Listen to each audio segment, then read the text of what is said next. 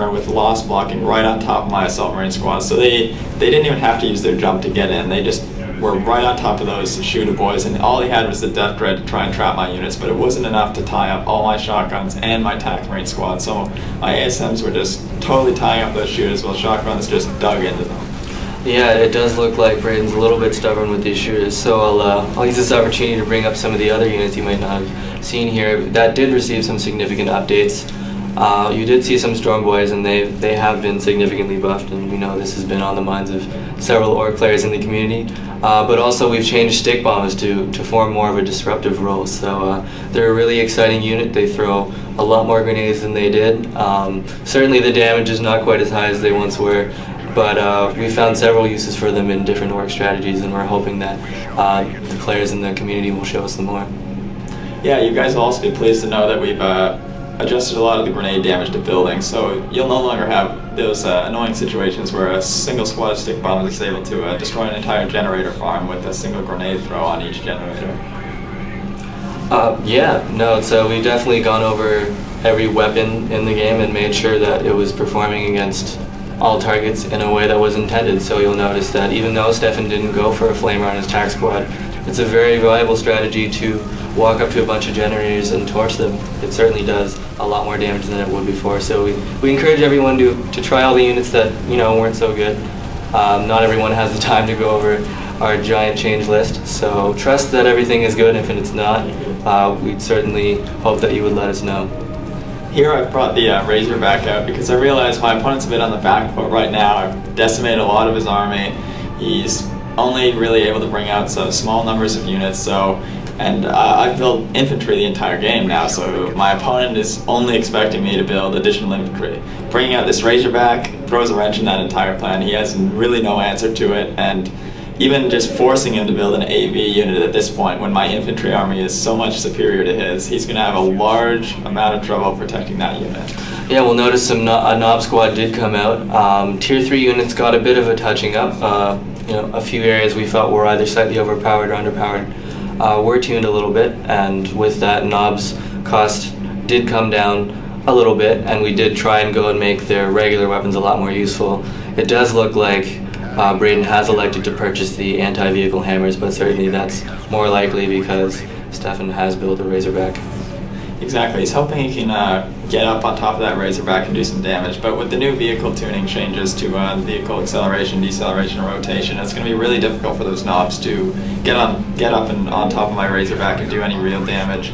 I still have to be aware of them though, so you're going to see I'm going to be using my Heavy Bolter and in conjunction with my shotgun ability to keep those knobs under control as much as possible. I want to keep them knocked down, I want to keep them running into my guns, and I just want to wear them down and ultimately force them to retreat.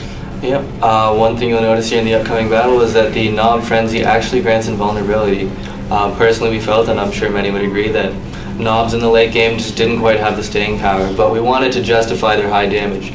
So as part of their new ability, Frenzy, which looks like Braden fails to activate in time, they do become invulnerable, so they're very useful for leading the charge late game when melee is vulnerable to critical mass range units.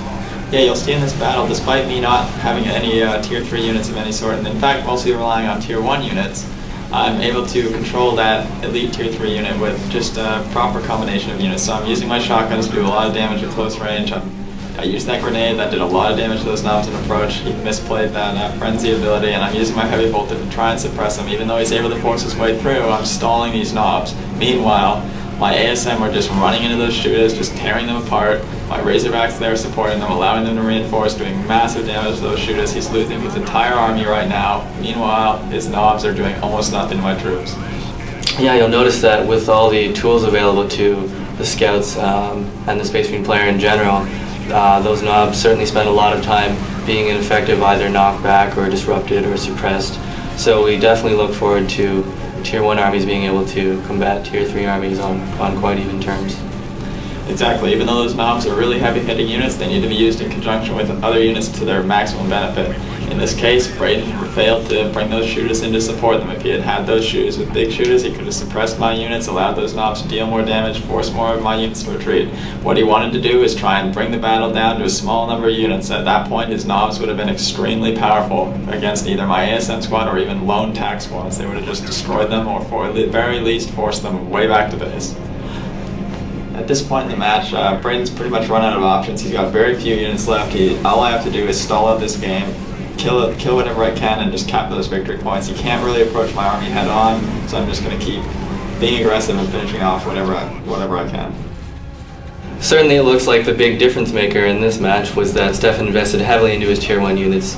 We didn't see any sort of upgrades on Braden's shooters, where I think their improved suppression ability really could have helped those knobs get more time to close, but it does look like they're not going to be able to do too much by themselves.